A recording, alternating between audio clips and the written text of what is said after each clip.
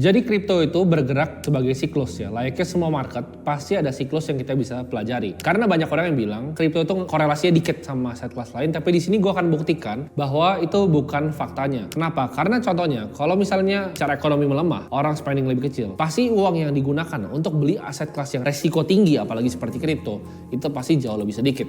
Nah di sini untuk kalian bisa ngerti ya, kita akan pakai namanya Four Season Economic Model. Jadi di sini kita bisa lihat ada Goldilocks ya, ada reflation, ada deflation, dan ada inflation. Di saat misalnya lagi Goldilocks dan reflation, ini aset-aset yang high risk ya. Jadi kita harus tahu siklus aset. Contohnya, kalau kondisi seperti sekarang, kita tahu misalnya ini masih banyak ketidakpastian ekonomi yang dilakukan orang akan larikan uangnya ke aset kelas yang lebih aman.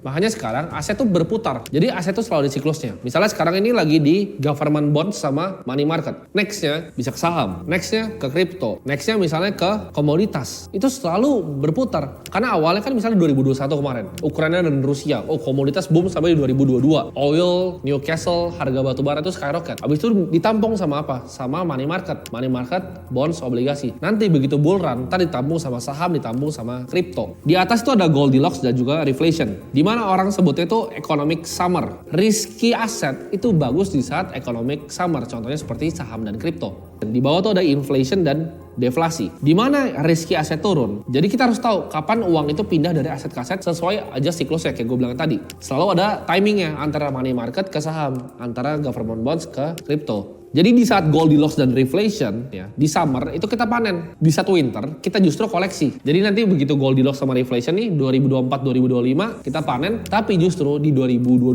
2023, 2024 awal itu kita pupuk dulu tuh. Koin-koin yang kita suka kita pupuk dulu. Kenapa? Karena kita tahu oh ini lagi nggak bagus nih, ini lagi bukan economic summer, lagi bukan Goldilocks sama reflation. Nanti begitu Goldilocks sama reflation kita sikat. Jadi kita harus bisa ngelawan herding behaviornya orang-orang. Karena orang-orang bisa kebalik tuh mindsetnya. Sebagai investor yang jago, kita harus kontrarian. Kita punya mindset yang orang lain nggak bisa lihat. Bahkan kalau kita ngerti tentang misalnya futures market, kita bisa tahu nih, lagi bukan summer, lagi winter, kita sourcing aset-aset seperti Nasdaq, seperti Bitcoin, seperti Ethereum. Begitu naik baru kita beli lagi, kita long gitu. Itu bisa mainnya seperti itu.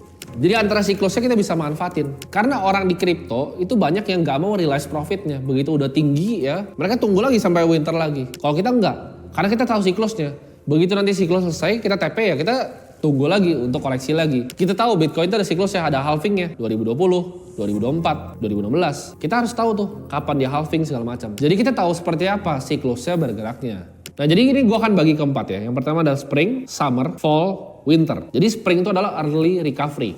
Nah untuk carinya kapan, nanti gue akan ajarin abis ini. Summer itu growth ya, jadi summer itu kita bisa panen raya itu summer. Kalau kan bull run, kayak Bitcoin 69.000 ya kan, 68.000. Abis itu nextnya ada fall. Ya mulai turun, ya kan, mulai turun 40.000. Terus ada winter recession. Pas winter apa yang tadi? Luna collapse, ya kan, Three Arrows collapse, FTX collapse, FTT collapse. Itu pas winter tuh. Nah winter kalau udah bottom ya, kita akumulasi sampai ke spring lagi, ya early recovery. Jadi ini kayak ibaratnya kayak musim-musim. Kita harus tahu kita lagi di musim yang mana. Kalau sekarang mungkin jelas ya kita lagi di winter. Tapi setelah winter apa? Ada early recovery atau spring. Untuk ngerti market crypto as a whole, kita harus ngerti harga Bitcoin. Kenapa? Karena harga Bitcoin kayak gue bilang tadi itu adalah korelasi. Jadi ini pelajarannya saling nyambung ya. Jadi kalau kita ngerti cara Bitcoin bergerak, kita akan tahu kira-kira kripto bergerak kayak gimana. Karena Bitcoin kan sekarang baru turunnya mungkin 60-70%. Sedangkan kripto altcoin lain itu turun 90%. Jadi kalau Bitcoin turun, semuanya pasti turun. Bitcoin naik, semuanya pasti naik. Oke, jadi kita langsung praktek aja. Karena kan kita kalau mau analisa kripto, kita harus ngerti gimana caranya kita bisa analisa Bitcoin ya. Jadi sini kita langsung akan analisa harga Bitcoin. Nah, di sini ya, mungkin kalian banyak nanya, lu kan investor kok kenapa lu lihat chart? Fungsi chart adalah untuk gue bisa memahami siklusnya. Jadi analisa teknikal yang gue pakai itu sedikit berbeda dengan sebagian besar orang. Tapi di akademi ini yang gue ajarin adalah apa yang gue praktekkan sendiri dan gimana caranya gue bisa ngelihat market kripto. Pertama kita lihat, kita akan buka dari daily candle-nya dulu. Kita perhatiin di sini. Bitcoin itu udah turun terus ya. Dari area bulan Juli ini. Dari Juni ini udah turun dari 31.000. Gue tuh biasa melihat opportunity beli itu di saat harga-harga justru cenderung lagi turun. Nah, kalau kita lihat nih di time frame daily ya. Gue kan selalu cari namanya confirmation pattern break. Jadi di sini kita lihat nih, begitu dia mulai naik di sini ya. Ini dia akan bikin higher low, higher low, higher low. Sampai ini di break, dia bikin lower low, lower low, lower low. Jadi teknikal gue tuh nggak ribet. Gue cuma lihat patternnya aja. Gue nggak hafalin. Misalnya ini ada engulfing apa, gue nggak pernah hafalin. Tapi gue cuma lihat kalau ada pattern break seperti ini. Itu bisa jadi konfirmasi kalau misalnya gue mau masuk di futures market atau enggak. Nah, tapi fungsi gue lihat ini adalah sekarang kita mau lihat the bigger picture, market cycle. Untuk kita bisa lihat market cycle, ya kita harus pakai time frame berbeda. Kita nggak bisa pakai time frame di daily. Untuk daily ini untuk apa? Untuk cari posisi entry yang bagus dalam waktu mungkin harian, mingguan, sampai bulanan. Untuk kita nge-swing trade. Jadi gue selalu bikin areanya aja gitu. Ini area supportnya di sini gitu kan. Ini resistance yang menurut gue harus di break nih. Ini harus di break untuk jadi nanti support selanjutnya. Tapi untuk kita ngeles secara lebih makro, gue akan suka masuk ke time frame weekly. Di sini baru kita akan belajar tentang namanya siklus halving ya, dan kapan Bitcoin naiknya. Gua akan pakai 2 siklus sebelumnya untuk kita bisa kira-kira prediksi masa depan seperti apa. Nah, kita lihat di tahun 2014 ya. Ini gue tarik nih dari sini. Ini drawdown ke bottomnya itu ada sekitar 86%. Jadi 86% turunnya dari all time high ke low-nya di siklus 2014. Nah, di sini kita bisa lihat nih, berapa hari sih? 1190 hari sampai mulai spring lagi. Jadi gini, kan kita lihat tadi, ada economic cycle-nya kan. Ini winter nih, ya set kan. Winter berarti ini hampir setengahnya. Winternya itu sekitar 500-an hari. Begitu dia udah mulai naik ini 1190 hari. Sampai dia mulai ke spring. Ini summer nih, ya kan? Mulai lagi nanti dia akan winter lagi. Jadi gua akan summer, winter ya kan. Mulai summer, winter lagi. Nah, siklus selanjutnya kita lihat. Dia all time high, turun ke bawahnya itu 82%. Sebelumnya kan 86%, sekarang 82%. Mungkin kalian tanya, kapan recovery lagi? Kapan bottom lagi? Ini kan udah terbukti secara historical. Mark Twain bilang, history itu memang gak repeat itself, tapi history itu rhyme. Ya, jadi kita bisa belajar dari harga-harga historis sebelumnya. Nah, kita lihat di sini. Ini berapa lama nih ya jaraknya? Kita cari misalnya time range-nya nih.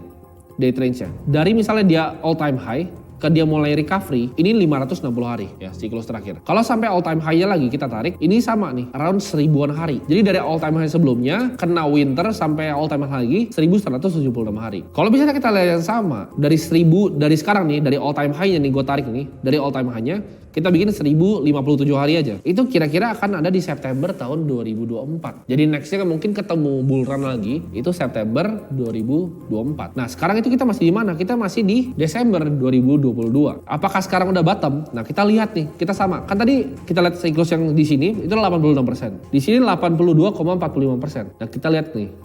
Kalau misalnya kita tarik misalnya dari price range dari sini, kita tarik karena harga sekarang itu masih bahkan ke 15.450, itu masih 77%. Nah, ini bisa spekulasi kalian nih. Kalau gue pribadi, gue rasa bottomnya di sini nih, di resistance yang gue gambar di sini. Ini adalah bottomnya di sekitar 80-an%. Ya, jadi gue akan tarik 80,19%. Bottomnya akan di 13.400 gue lihat. Tapi apakah bisa ke 82? Ya kalau 82 kita tinggal adjust nih. Misalnya kita samain kayak sebelumnya. Tapi trennya cenderung menurun karena sebelumnya 86, nextnya 82. Menurut gue sekarang mungkin di area 80. Jadi prediksi gue antara akan mungkin di 13 ribuan. 13.000 sampai 14.000 itu udah bottom. Nah, tapi pertanyaannya kapan recovery-nya? Kita tinggal lihat nih dari historical waktunya. Jadi cara gue ngeliat siklus Bitcoin begini, dan ini menurut gue siklus kripto. Kenapa? Di saat summer naik, nanti Bitcoin naik, gue akan hajar ke kripto-kripto yang kecil-kecil. Jadi kalau misalnya kita lagi winter gini, uang kita tumpukin aja di Bitcoin sama Ethereum. Tapi nanti begitu siklusnya dia boom summer, hajar di altcoin yang baru ya, cari layer 1 yang bagus, layer 2 yang bagus, baru kita hajar nanti. Jadi kira-kira cara gua ngeliat siklusnya sebagai whole, sebagai investor tuh seperti ini. Nah, jadi di sini kalian mulai dapat gambaran tuh cara gua analisa secara teknikal tapi yang praktikal untuk melihat gimana caranya siklus Bitcoin bekerja.